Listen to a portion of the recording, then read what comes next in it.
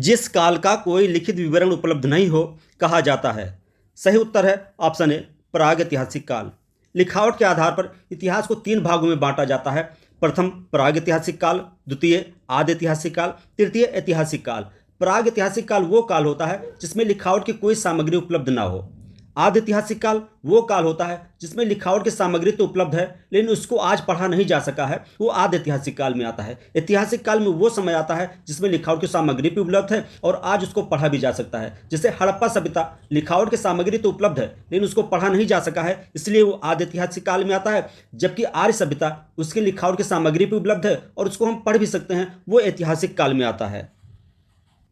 Next question है, इतिहास के तहत अध्ययन किया जाता है। सही उत्तर है ऑप्शन ए अतीत का। इतिहास के अंतर्गत अब तक की घटित घटनाओं या उससे संबंध रखने वाली घटनाओं का कालक्रमानुसार वर्णन करते हैं।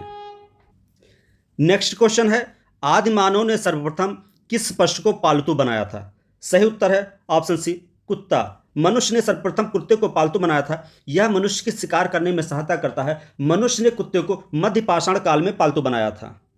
नेक्स्ट क्वेश्चन है, प्रथम यूनानी इतिहासकार कौन था। सही उत्तर है ऑप्शन बी हेरोडोटस। प्रथम यूनानी इतिहासकार हेरोडोटस थे। इन्होंने हिस्टोरिका नाम की पुस्तक लिखी थी और इनको इतिहास का पिता भी कहा जाता है।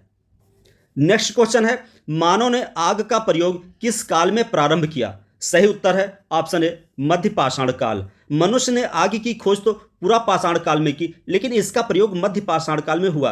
यानी आग की खोज जब पूरा पाषाण काल समाप्त होने वाला था तब हुआ था और इसका प्रयोग मध्य पाषाण काल में शुरू हुआ था।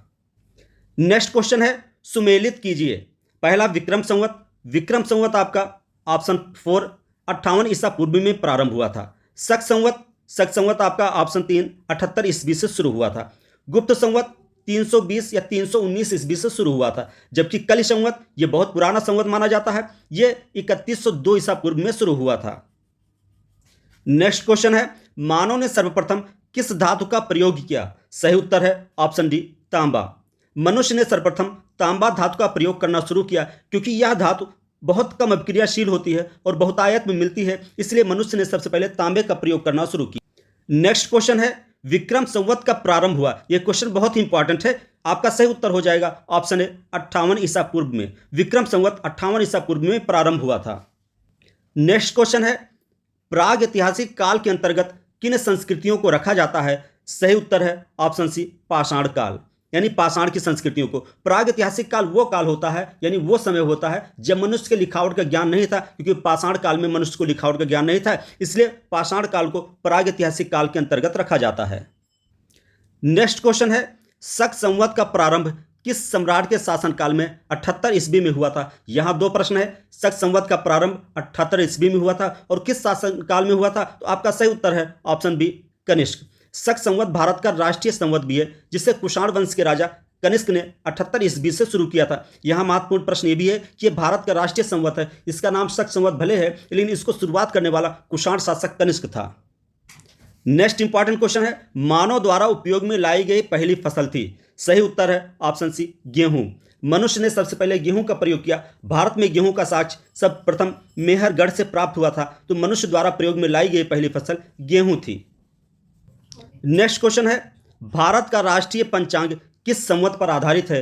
तो सही उत्तर है ऑप्शन बी शक संवत। भारत का राष्ट्रीय पंचांग शक संवत पर आधारित है। शक संवत कनिष्क द्वारा शुरू किया गया था और कनिष्क कुषाण शासक था। अक्सर लोग कंफ्यूज करते हैं, कनिष्क शक शासन न होकर कुषाण शासक था जिसने शक संवत की शुरुआत की थी। नेक्स्ट क्वेश्चन है, मनुष्य खाद्य पदार्थों का उत्पादक एवं उपभोक्ता कब बना। सही उत्तर है ऑप्शन बी नवपाषाण काल में। पाषाण काल को 3 भागों में बांटा गया है। प्रथम पूरा पाषाण काल, द्वितीय मध्य पाषाण काल और तृतीय नवपाषाण काल। पूरा पाषाण काल में मनुष्य मात्र शिकार करता था और उसको खा लेता था। मध्य पाषाण काल में शिकार भी करता था, फल फूल को संग्रहित करके रखता भी था जिससे उसका प्रयोग बाद में किया कर सके। और जबकि नवपाषाण काल में मनुष्य ने खेती करना शुरू कर दिया था, अर्थात उत्पादक भी बन गया था और साथ साथ में उपभोक्ता तो था ही। तो आपका उत्तर हो जाएगा ऑप्शन बी नवपाषाण काल। नेक्स्ट क्वेश्चन है, गुप्त संवत को प्रारंभ करने का श्रेय किसे दिया जाता है। सही उत्तर है ऑप्शन ए चंद्रगुप्त प्रथम। गुप्त वंश का सबसे प्रथम महान शासक चंद्रगुप्त प्रथम ही था। इसने अपने राज्यारोहण के उपलक्ष्य में 319 बीस में एक नया संवत प्रारंभ किया था जिसको गुप्त संवत कहा जाता है। यहाँ ध्यान देने वाली है बात यह है कि पहला महत्वपूर्ण शासक यानी पहला चक्रवर्ती शासक गुप्त वंश का चंद्रगुप्त प्रथम ही था। नेक्स्ट क्वेश्चन है, निम्न में से कौन पुरातत्वविद हड़प्पा के उत्खनन से संबंधित है? सही उत्तर है ऑप्शन ए दयाराम साहनी। हड़प्पा पुरास्थल का उत्खनन दयाराम साहनी द्वारा 1921 ईस्वी में किया गया था। नेक्स्ट क्वेश्चन है, हर्षवर्धन ने 606 ईस्वी में हर्ष संवत की स्थापना किस उपलक्ष्य में की थी? सही उत्तर है ऑप्शन ए अपने राज्यारोहण के उपलक्ष्य में। अपने राज्यारोहण के उपलक्ष्य में हर्षवर्धन ने 606 ईस्वी में हर्ष संवत की स्थापना की थी। नेक्स्ट क्वेश्चन है, सिंधु घाटी सभ्यता मानव इतिहास के किस काल से संबंधित है? सही उत्तर है ऑप्शन ए आदि ऐतिहासिक काल। आदि ऐतिहासिक काल उस काल को कहते हैं जिसमें उपलब्ध लेख को पढ़ा नहीं जा सकता है, क्योंकि हड़प्पा सभ्यता के लेख को भी नहीं पढ़ा जा सकता है, इसीलिए इसको आदि ऐतिहासिक काल में रखा गया है। नेक्स्ट क्वेश्चन है, चालुक्य विक्रम संवत का प्रचलन किसने किया? सही उत्तर है ऑप्शन सी विक्रमादित्य चतुर्थ ने। विक्रमादित्य चतुर्थ ने चालुक्य विक्रम संवत का प्रचलन किया था।